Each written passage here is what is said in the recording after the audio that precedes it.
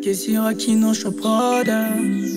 La team car attira à mon bas. Toutes les nuits assis dans le sanctuaire. Amis culturels, chers téléspectateurs de la chaîne Congo Culture Télévision, aujourd'hui à la rencontre de Benka va à la rencontre de Gaëtan Goua. C'est un écrivain, un poète qui vient de lancer sur le marché une nouvelle publication. Il s'agit donc de recueil de poèmes qui est intitulé Hostie du désert. C'est un recueil de poèmes. Nous allons donc à la rencontre de Gaëtan Goua avec lui. Quel est le fond de sa pensée dans cet ouvrage et surtout revenir sur sa carrière. Il va nous dire depuis quand est-ce qu'il a commencé avec la littérature, d'où lui est venu ce goût de la littérature, tout à l'heure avec Gaëtan Goua.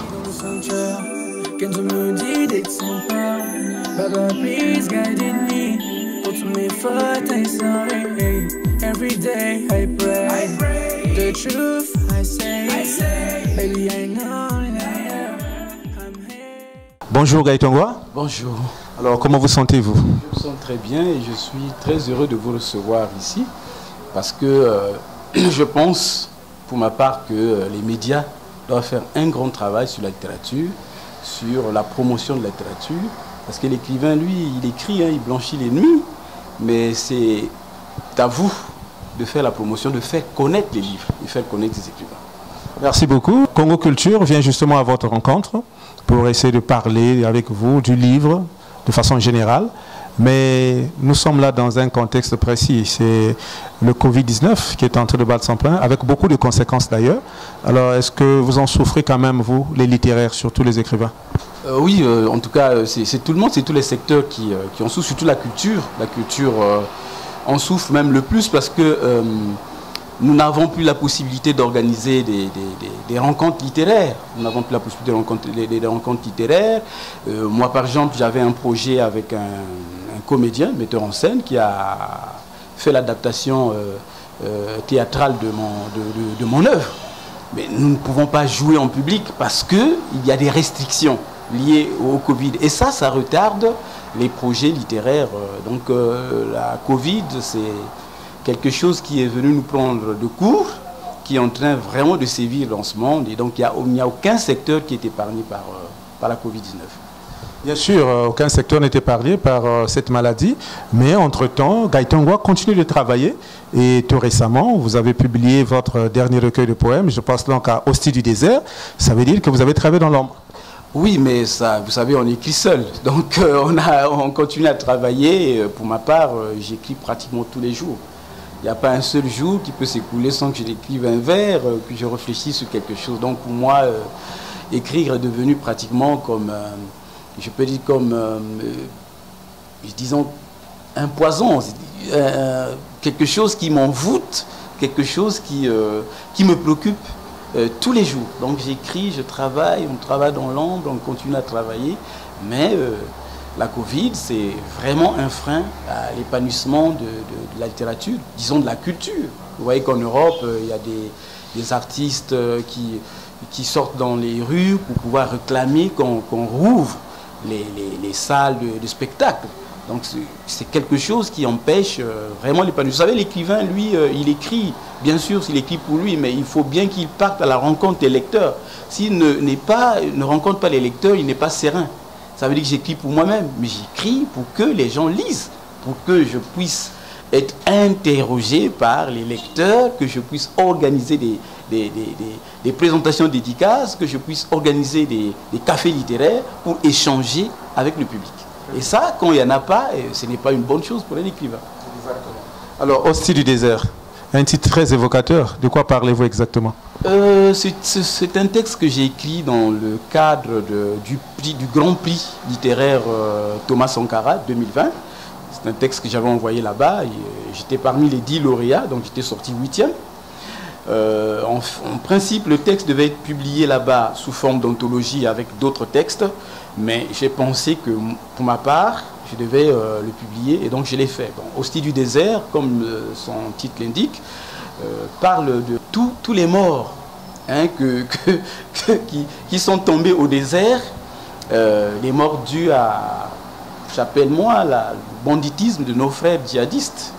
Et donc j'essaie de célébrer un peu, de parler de ça, dans ce recueil de poèmes. Donc je parle vraiment de tout ce qui se passe au Sahel, tous les morts, des gens qui meurent inutilement par la faute de l'homme. Bon, on nous dit que c'est à cause de la religion, mais est-ce que Dieu peut demander à quelqu'un de tuer un autre homme? Bon, s'ils disent qu'ils luttent, ils luttent pour l'homme. Est-ce que lutter pour l'homme, il faut encore tuer l'homme? Donc c'est des questions que je me pose dans ce recueil, ce court recueil de poèmes, autour vraiment de ce qui se passe au Mali, au Burkina Faso. Donc, voilà, on a encore suivi. Hein, hier, je pense, c'était en Guinée. En Guinée, il y a eu des morts. Voilà, il y a eu des morts, toujours autour de cette affaire. Donc je les appelle des hosties parce que c'est des gens qui meurent pour rien, qui sont livrés pour rien, des innocents. Donc voilà, c'est des hosties du désert. Bien sûr. Alors, Aussi du désert, c'est votre 10e recueil de poèmes. Ça veut dire que l'aventure a commencé il y a bien longtemps. Est-ce que vous pouvez revenir sur ce parcours? À quand est-ce que remonte votre première publication? Et vous avez finalement publié combien? La première publication de 2016. Je suis rentré dans la littérature il n'y a pas longtemps. Il n'y a pas longtemps, mais j'avais commencé à écrire avant, depuis le lycée. J'écrivais depuis la seconde, j'écrivais déjà des poèmes dans ce premier recueil, Rêve Candide, que j'ai publié en 2016 chez Saint-Honoré. Il y a des poèmes que j'écris depuis la seconde. Voilà, depuis que j'étais en seconde. Donc l'aventure a commencé réellement en tant que poète en 2016 avec Saint-Honoré Édition. Et j'ai publié mon premier recueil, Rêve Candide. Et après, j'ai publié chez Cana, Mandou Peuple, non, C'est urgent d'abord, Mandou Peuple.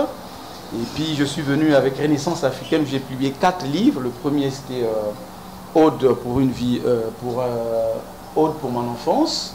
Le deuxième c'est À la cueillette des voies lactées. Le troisième c'est Sentier d'espérance. Et le tout dernier avec Renaissance africaine, c'est Bruit des lendemains. Et ensuite j'ai publié Ambre d'une vie de silence chez Stélé Maris. Et j'ai publié aussi chez Aimé et Yengue, aux éditions de la Flévitude, j'ai publié Mi-fleuve, mi-mer. Le tout dernier, comme on l'a dit, c'est Hostie du désert. Alors, Gaïtongwa, comme le dit le proverbe, aux âmes bien nées, la valeur n'attend point le nombre d'années. Je pense que c'est le cas pour vous, parce que lorsque vous commencez en 2016, aujourd'hui nous sommes en 2021, à peine 5 ans, vous avez déjà 10 publications sur le marché. Est-ce qu'on peut dire qu'il y a eu un retour, c'est-à-dire des récompenses pour tout ce que vous avez écrit? Oui, il y a quelques prix qui ne sont pas, je ne dis pas des prix honorifiques qui ont été décernés. Le premier, c'est dans la catégorie Henri Lopez, décerné par l'Association des jeunes écrivains et artistes du Congo. Le deuxième, c'est dans le cas de la balade des idées. C'est une plateforme qui est sur Internet qui décerne les prix à tous ceux qui viennent participer aux activités littéraires sur cette plateforme. Et c'est le prix Orfèvre des mots qui m'avait été décerné en 2019 par cette plateforme. Ensuite, j'ai obtenu le prix, le deuxième prix dans le cadre des éditions Plus, dans le cadre de l'organisation de la saison des lettres congolaises. Saison des lettres congolaises qui sont organisées par le poète Malikassi, qui est le patron des éditions Plus. J'avais obtenu le deuxième prix de poésie. Et enfin, le tout dernier que j'ai obtenu, c'est le 8e prix dans le cadre du grand prix de poésie Thomas Sankara. Maintenant, je peux parler aussi de l'INRAP, c'est une reconnaissance nationale. Hein. L'INRAP a quand même sélectionné l'un de mes poèmes dans les Nouveaux Horizons d'Afrique, le livre de Sam 1.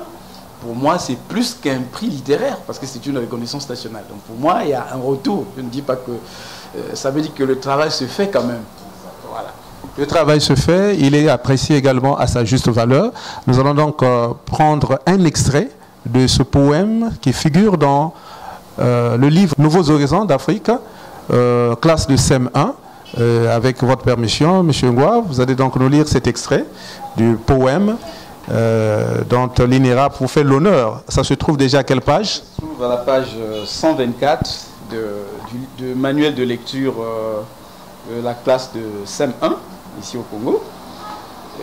Voilà, le poème c'est « Kindimo a déjà dit son mot. Kindimo devant l'injustice est un injuste. Kindimo devant la haine, c'est un haineux. Kindimo devant la barbarie est un barbare. Kindimo devant la magouille est un magouilleur. Kindimo devant le mensonge est un menteur.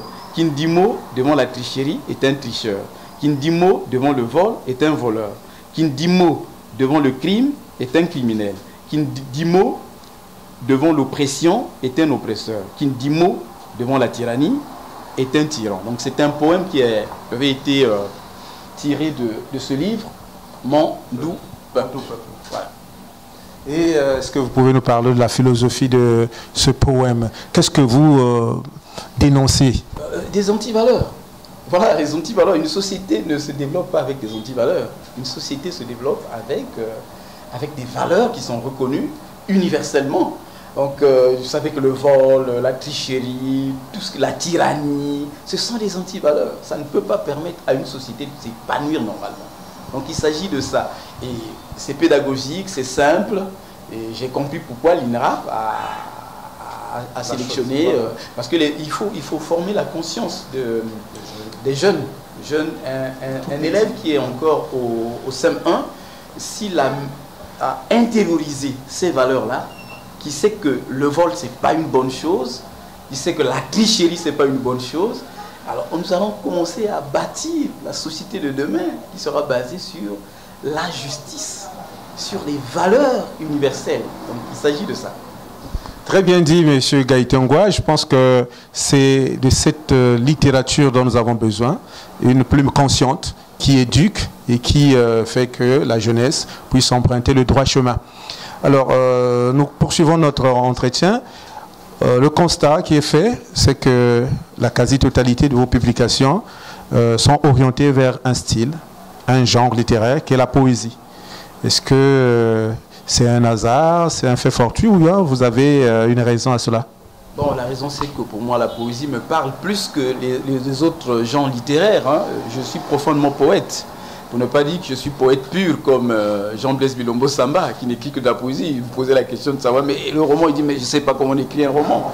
Donc la poésie pour moi c'est un genre qui me parle le plus. Me parle le plus. J'ai déjà écrit un roman qui n'est pas publié. Je ne sais pas si je pourrais le publier un jour. Ça ne me tente pas beaucoup. Mais la poésie, par contre, elle vient facilement. Je ne sais pas si c'est naturel, est-ce que c'est juste une vocation qui est comme ça, mais j'ai beaucoup plus de penchant vers la poésie que vers les autres genres littéraires. Est-ce qu'on peut penser à un mentor, à un modèle qui vous a orienté dans ce style et vous avez finalement apprécié? Oui. En fait, j'ai commencé, c'est pas un hasard. C'est en seconde. Je me croise avec un collègue, un ami de Saya-Pierre. Il est actuellement professeur de philosophie au lycée Pointe-Noire 2. Il commençait à écrire des poèmes parce qu'il avait perdu son père très tôt. Il avait perdu son oncle qui était pratiquement son soutien. Quand il arrive en seconde, il n'a pratiquement plus personne. Donc, il écrivait des poèmes. Et quand j'ai lu ses premiers poèmes, ça m'a vraiment touché. Et j'ai commencé à griffonner. J'ai commencé à griffonner des poèmes, comme je l'ai dit au début, que j'ai commencé en seconde. Et on se croise avec un professeur qui aimait la poésie, M. Ntimba Léon. Je ne l'ai plus jamais retrouvé, je ne sais pas s'il est toujours en vie. Et il nous donne un commentaire de texte composé sur un texte de Tchikao Tamsi, le Contempteur. Je bois à ta gloire, mon Dieu, toi qui m'as fait si triste, tu m'as donné un peuple qui n'est pas bouilleur de cru. Quel vin boirai-je à ton jubilat, dans cette terre qui n'est pas terre à vigne, en ce désert, tous les buissons sont des cactus. Et ce poème, c'est pratiquement, pour moi, c'est ce poème qui m'a ouvert la porte d'entrer dans la maison de la poésie. Parce que si vous pouvez le lire dans Épitomée, vous allez vous rendre compte que ce poème parle de nous. Vous allez vous rendre compte que Tchikao Tamsi c'était un prophète. Tout ce qui se déroule, tout ce qui se déroule chez nous ici, il avait déjà dit. Et moi, ce poème, c'est un poème majeur. Je le récite souvent à la maison, même avec mes enfants, ma famille, parce que c'est ce poème qui, comme je l'ai dit, m'a ouvert la porte afin que j'entre dans la maison de la poésie. Et quand j'arrive à l'université, je rencontre toujours à travers Saya Pierre un autre frère, père à son âme, Octave Mbele Médica, mais il écrivait déjà dans un journal. Alors il écrivait des poèmes dans un journal, on se rend compte, et puis ça devient comme un petit club. Et moi aussi, je commence à foncer, mais à cette époque, les éditeurs, c'était pas facile de les avoir. Et donc moi j'ai entassé, lui il est mort, moi j'ai entassé mes poèmes que j'ai publiés dans le tout premier recueil, dans Rêve Candide. Donc c'est un peu, disons, s'il y a un mentor, c'est d'abord ce frère-là, Saya Pierre, Chikao Tamsi avec Timba Léon, et enfin Octave Mbele Médica, qui m'ont vraiment poussé à la poésie. À vous écouter, Gaïtongwa, il est vraiment très clair que le goût de la littérature vous est venu sur le banc de l'école, parce que vous avez bien la lecture et l'écriture. Mais le constat aujourd'hui est que la jeunesse a complètement abandonné le livre. Et qu'est-ce que vous pensez du travail que vous êtes en train de faire? Est-ce que ce n'est pas inutile parce que finalement les gens ne vous lisent pas? Quel est le message que vous lancez à l'endroit de cette jeunesse qui est en train de perdre le goût de la littérature et surtout de la lecture plus simplement? Bon, mais vous savez, avec les réseaux sociaux, les gens pensent que tout ce qu'on écrit là-bas est suffisant pour la formation professionnelle, pour la formation scolaire, académique. Et moi, je pense que le livre a toujours sa place. Parce que les gens auront toujours besoin d'avoir un livre physique en main pour tourner, retourner. Sur l'écran d'un téléphone, on ne peut pas lire un livre de 100 pages. C'est impossible. Je pense que c'est une erreur. C'est une erreur. Et moi, pour ma part, je l'ai dit dans un média, que nous devons emmener la littérature là où les Congolais vont. Et c'est un travail que nous devons faire nous-mêmes, nous d'abord les écrivains, et vous aussi les chroniqueurs littéraires. Parce que c'est vrai que les gens ont perdu vraiment le goût de la littérature au Congo quand vous regardez. Il n'y a pas que les jeunes. Vous allez poser la question, tendez votre micro à un adolescent, un adulte dans la rue, posez-lui la question, la dernière fois qu'il a lu un livre, vous allez vous rendre compte qu'il ne saura même pas. Donc c'est un frein, c'est un phénomène social, ça devient quelque chose d'endémique ou de pandémique, et surtout chez nous ici. Ailleurs, on lit encore, en Afrique de l'Ouest, les gens lisent encore, mais au Congo, il y a ce problème-là. Mais il n'y a pas que nous qui devons travailler, il y a aussi la direction générale du livre qui doit travailler. Il y a dans chaque département ici au Congo, ou même ici au Congo, un directeur général du livre et de la lecture publique. Donc je pense qu'ils devaient faire leur travail. Je sais que les moyens manquent, mais il faut qu'ils travaillent. Il faut qu'on mette en place des centres culturels, ça c'est mon avis, mais qu'on travaille à aider les auteurs à publier leurs livres. Parce que le livre coûte cher aussi, c'est un autre problème. Parce qu'un Congolais acheter un livre de 10 000 francs, de 15 000 francs, bon, avec ce que nous vivons aujourd'hui, donc c'est un problème. Donc moi je pense qu'il faut le faire méthodiquement. Nos aînés, les Tati Luta, les Chikao Tamsi, ont eu la chance d'avoir ici au Congo les expatriés qui faisaient encore ce travail de critique littéraire. Donc quand les livres sortaient, ils se saisissaient des livres et ils faisaient des papiers qu'ils envoyaient dans les journaux spécialisés pour que les gens puissent... Mais aujourd'hui, les médias, certains médias ne le font plus. Et donc je loue votre initiative de faire ce travail-là parce que à travers vous, le plus grand nombre va connaître les auteurs congolais.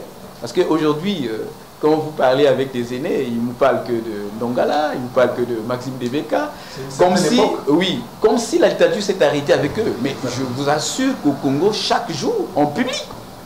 Nous qui sommes dans ce monde de la littérature-là, on publie tous les jours. Donc, il faut qu'il y ait une politique nationale. L'écrivain seul ne pourra rien.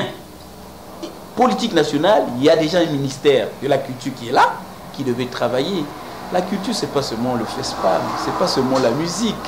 C'est aussi le théâtre, c'est aussi le chant, la danse, c'est la poésie, c'est le roman. Ailleurs, il y a des opérateurs privés culturels qui travaillent, des mécènes, qui travaillent dans le domaine de la culture. C'est pourquoi ailleurs, on continue à lire, on continue à voir les écrivains émerger. Et donc, ce que vous posez comme problème, comme question, c'est un gros problème. Même le livre de lecture qui est au programme là, vous l'achetez, c'est un problème. Et même quand vous l'achetez les enfants pour le lire, c'est un problème. Donc, il faut qu'on puisse redonner le goût de la lecture aux Congolais. Et pour le faire, chacun de nous, et vous, les chroniqueurs littéraires, nous les écrivains, le ministère de tutelle et les opérateurs privés culturels doivent travailler pour que nous ayons... nous revenons à... Parce que le Congo est parmi les pays qui ont des auteurs les plus prestigieux au monde. Vous voyez? Donc, si nous-mêmes, on ne lit pas les auteurs, les écrivains, comment on va les connaître? Posez la question dans la rue, avec votre micro. Quels sont les nouveaux écrivains que les gens connaissent? Donc, vous verrez qu'ils vont vous dire Alain Maboncourt, parce que c'est un écrivain des médias, voilà, il est connu, il a déjà la notoriété, mais les autres existent. Existent. Donc, c'est à nous de faire le travail, c'est à nous de redonner le goût de la lecture aux lecteurs, mais pour cela, il faut des actions. Café littéraire, rencontre avec les élèves dans les lycées. Et moi, c'est vraiment mon projet. Moi, je voudrais aller rencontrer les élèves dans les lycées, dans les collèges, dans les écoles primaires, organiser des cafés littéraires afin qu'ils me posent des questions sur mon œuvre. Voilà. Mais pour qu'on vous pose des questions pour votre œuvre, il faut aussi que le livre soit disponible. Est-ce que ce n'est pas aussi un autre problème? C'est un gros souci, la distribution du livre dans notre pays. Il n'y a plus de librairie. Je peux le dire, on n'a pas honte de le dire, s'il n'y avait pas l'Institut français au Congo, est-ce qu'on parlerait même du livre au Congo? Vous voyez comment ils s'investissent dans le livre? Mais nous avons, nous, quel centre culturel à nous? Et allez voir comment est devenu le centre culturel Sony Laboutancy. C'est dégueulasse. Et pourtant, allez voir le CEFRAD. C'est regrettable. Mais il faut qu'il y ait des espaces appropriés. Ceux qui essaient d'aider les écrivains aujourd'hui, c'est la librairie Les Manguiers, les Dépêches de Brazzaville. C'est pas là-bas qu'on peut aller faire quelque chose. Mais nous-mêmes, il n'y a rien. La distribution du livre, l'écrivain écrit, il blanchit les nuits. Il s'efforce aujourd'hui de faire publier son livre. On lui demande encore de distribuer son livre, la promotion. C'est lui demander un peu trop. Donc, il n'y a pas une politique de distribution du livre au Congo. D'ailleurs, nous ne sommes pas encouragés. Voilà. Donc, ce que nous faisons là, c'est le volontariat. Moi, ce que je peux appeler le volontariat pour la culture. On se dit qu'un jour, peut-être, on va reconnaître l'écrivain, on va reconnaître la culture dans notre pays. Or, la culture, comme je l'ai dit dans l'un de mes recueils de poèmes, c'est pratiquement un bien inépuisable.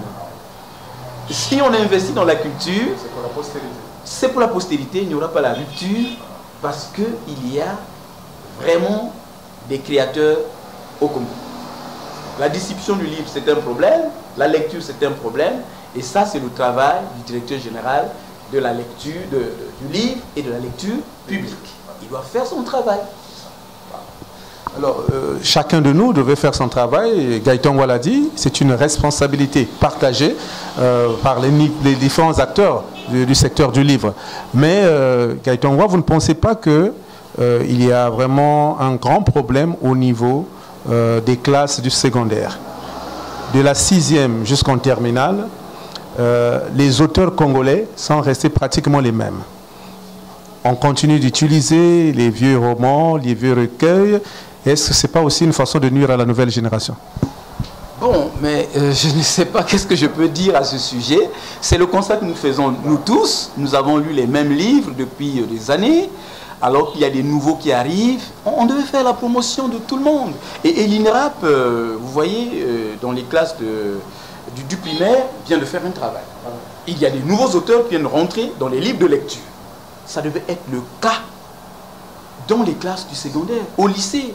Il y a pas mal d'écrivains au Congo, des jeunes qui ont écrit des beaux romans, des jolis, je dis jolis, meilleurs recueils de poèmes. Il faut qu'on fasse ce travail-là. Et ça, c'est à l'INRAP de faire. J'espère que, comme ils ont commencé avec le primaire, ils vont continuer avec, avec le secondaire. Je ne connais pas les problèmes qu'ils ont là-bas, les entraves qu'ils ont pour faire passer les romans ou de ceci. C'est une question très sensible, je sais, parce que bon, les écrivains, une grande politique générale du ministère de l'enseignement, pas du ministère de la culture, mais beaucoup plus du ministère de l'enseignement. Il faut un travail de synergie. Voilà, donc oui, peut-être que les écrivains ne sont pas suffisamment connus.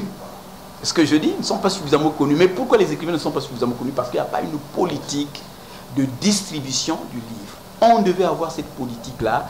Dès qu'un écrivain a publié ici au Congo, il devait être accompagné par une structure pour l'aider au moins. Vous savez, je vais vous dire quelque chose qui va vous faire rire. Je suis allé à Boko pour une conférence sur Tshikao Tamsi, l'humaniste, parce que je devais présenter une conférence là-bas.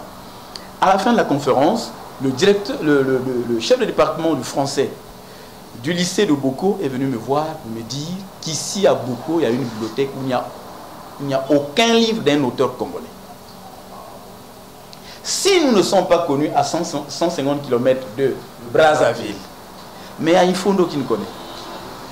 Mais un auteur n'a pas les moyens de se déplacer avec tous ces livres-là à Ifondo. Il faut qu'il y ait un relais. Il faut qu'il y ait un relais de distribution, d'encouragement. On pourrait peut-être mettre en place un fonds au ministère de la Culture, je dis n'importe quoi, pour aider les écrivains, ceux qui publient, à pouvoir diffuser, ne serait-ce que diffuser leurs livres dans l'espace congolais. C'est une honte, comme le disent à Boko, qu'il n'y a aucun livre d'un auteur congolais. Et moi, j'étais obligé de leur remettre les livres que j'avais, mes livres à moi, j'ai fait un don. Et j'ai lancé aujourd'hui, je profite de votre micro, j'ai lancé la collecte des livres pour la bibliothèque de Boko. J'ai lancé depuis novembre, et jusqu'aujourd'hui, je n'ai reçu qu'un seul livre d'un auteur.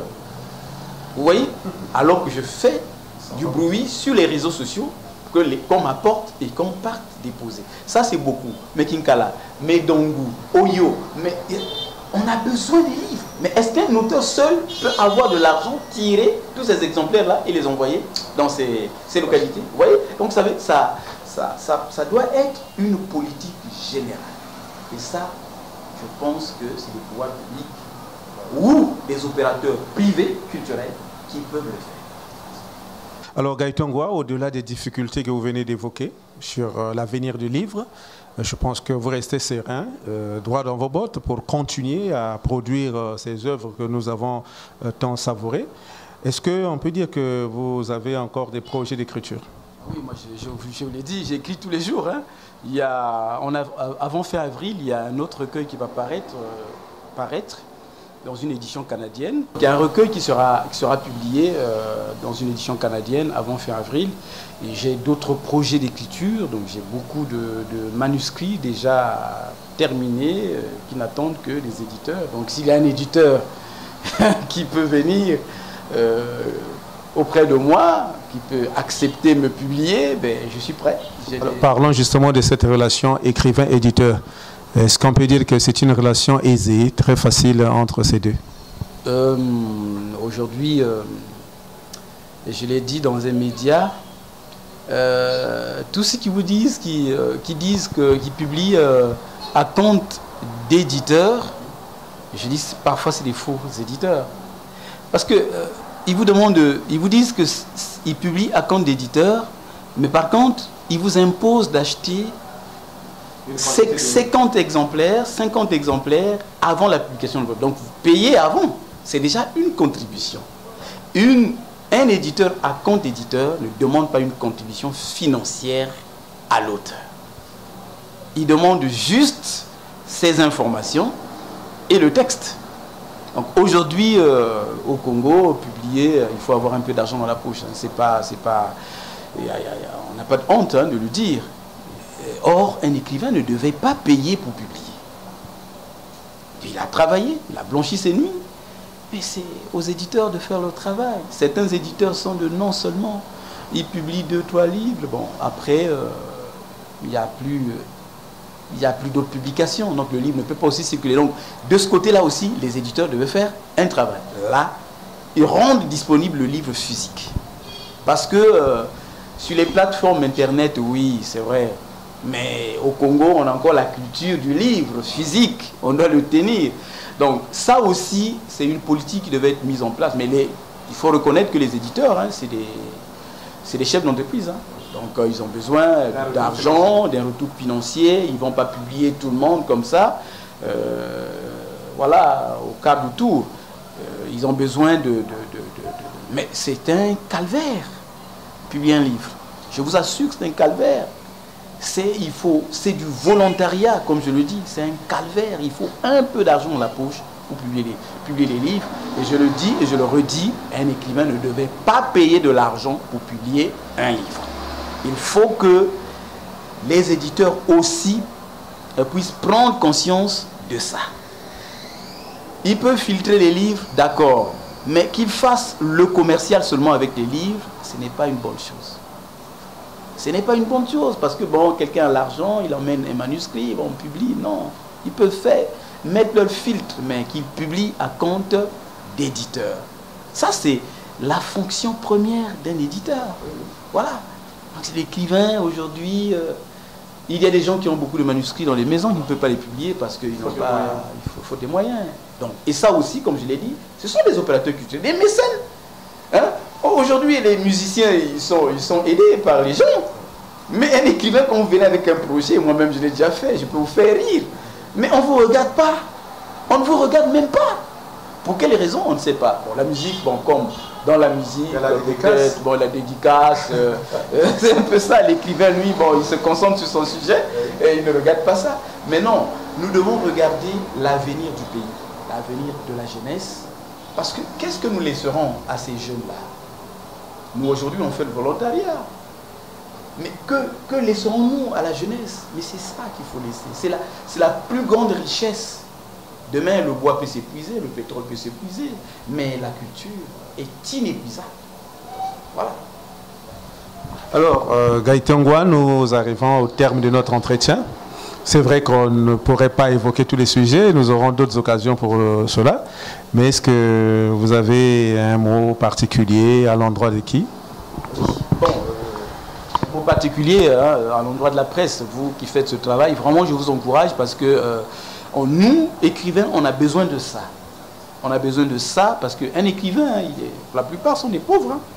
Je vous dis, hein, on s'appauvrit chaque jour en faisant ce volontariat-là. Donc moi, je profite de votre micro pour dire à tous vos collègues qui font de la chronique littéraire, qui font j'appelle aux critiques littéraires aussi de faire le travail. Parce que nous, qu'on a écrit, mais c'est aux critiques littéraires de prendre le livre, de faire la critique et de publier dans un journal spécialisé pour qu'on fasse connaître la pensée de l'auteur. Mais aujourd'hui, il n'y a plus assez de critiques littéraires ici au Congo. Et la plupart des médias, bon, c'est compliqué de passer dans une émission comme celle-ci. C'est difficile de passer. C'est pourquoi, quand j'ai vu votre pub sur Internet, tout de suite, j'ai dit, je suis candidat.